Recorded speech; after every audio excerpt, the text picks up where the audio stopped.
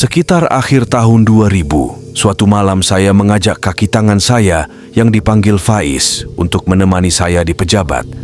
Pekerja yang lain semua sudah pulang, hanya tinggal kami berdua.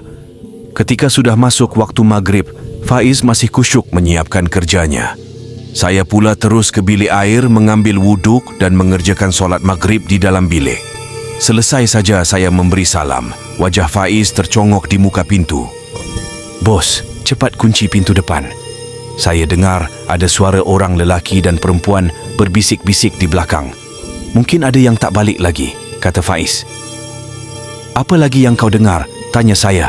Sebenarnya saya dapat berasakan ada sesuatu yang tidak kena. Bahagian belakang hanya untuk staf flying squad. Ada yang nak mengganggu nampaknya. Faiz mengajak saya ke belakang.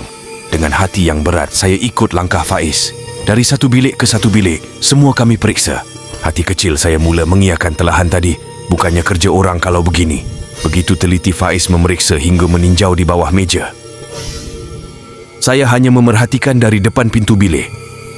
Apabila sampai ke bilik paling akhir, tiba-tiba saya ternampak satu lintasan berwarna putih lalu dengan pantas di depan bilik. Betul apa yang saya sangkakan.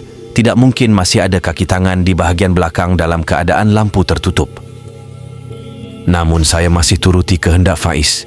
Tak berani nak beritahu apa yang melintas sebentar tadi dan apa yang saya rasa. Setelah semua bilik kami periksa memang terbukti tiada siapa yang kami temui. Mood saya nak bekerja terus hilang. "Faiz, jom kita balik." Saya mengajak Faiz meninggalkan pejabat. Tanpa apa-apa bantahan, Faiz terus mengekori saya.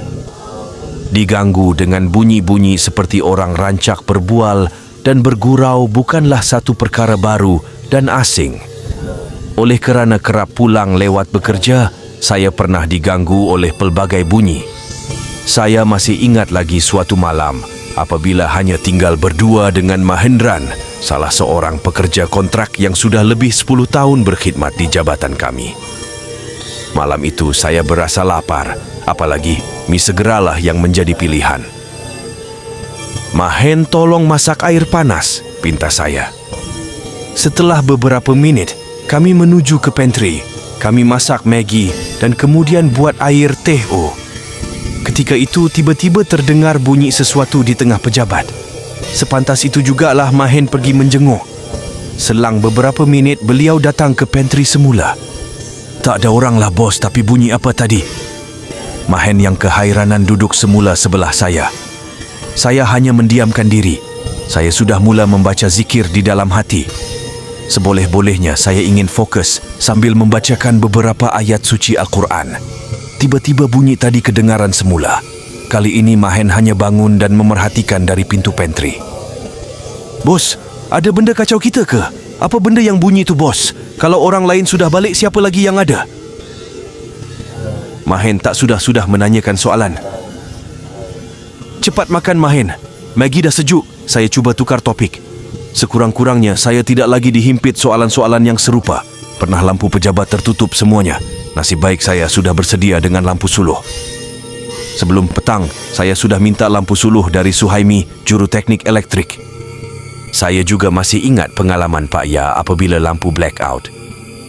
Selepas dipulihkan bekalan elektrik, tiba-tiba blackout semula. Apabila berlaku beberapa kali, Pak Ya terus bercakap, "Janganlah kacau, kami nak kerja ni." Anehnya, bekalan elektrik terus pulih hingga selesai waktu pejabat. Seperti ada yang faham, namun lembaga tersebut tidak pernah menzahirkan dirinya. Pengalaman Mahen diganggu di bilik air pejabat lebih menakutkan. Beliau sering datang ke pejabat sebelum pukul 7 pagi. Pagi itu perut saya sakit, memulas-mulas. Saya sendiri pun tak tahu apa puncanya. Saya terus masuk bilik tandas pertama. Selang beberapa menit saya terdengar, "Ada orang masuk tandas dan gunakan bilik kedua," cerita Mahen kepada saya. "Cepat abang datang, pejabat." Terdengar satu suara wanita menegur Mahen dari bilik air sebelah. Terkejut Mahen. "Mengapa pula orang perempuan masuk tandas lelaki?" "Saya memang biasa datang awal pagi. Adik ni siapa dan mengapa masuk tandas lelaki?" Mahen memberanikan diri bertanya. "Oh, saya memang sakit perut tadi. Saya tak berani masuk tandas perempuan.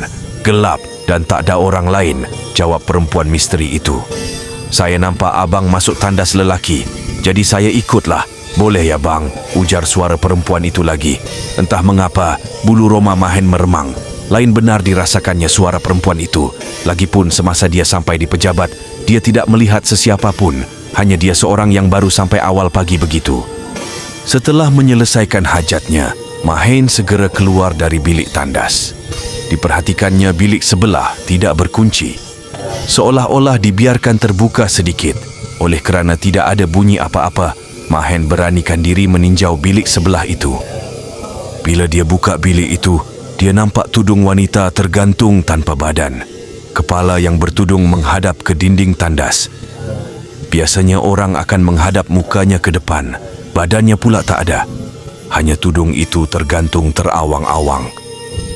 Apalagi, terus Mahen lari keluar dan tunggu di pondok pengawal. Tak berani dia masuk ke pejabat sebelum ada pekerja lain sampai. Saya tak terkejut sangat mendengar cerita Mahen itu. Sebabnya sebelum itu memang ada pekerja yang pernah terserempak lembaga tanpa kepala di tingkat 1. Ada pula pekerja di jabatan lain yang terserempak juga dengan lembaga tanpa kepala di bahagian parkir kereta ketika pulang lewat malam. Itulah sebabnya apabila kerja malam, saya lebih suka jika ada ditemani dengan kaki tangan lain. Sekurang-kurangnya tidaklah saya berseorangan menghadapi usikan itu. Jika sahabat rasa cerita ini menarik, jangan lupa subscribe, tekan loceng, like, komen dan share untuk pihak cerita seram Muaz. Semangat untuk menghasilkan cerita seram seterusnya. Pihak kami sentiasa akan mendoakan followers kami sentiasa dilindungi Allah sentiasa. Ingat, bukan takut tapi seram je.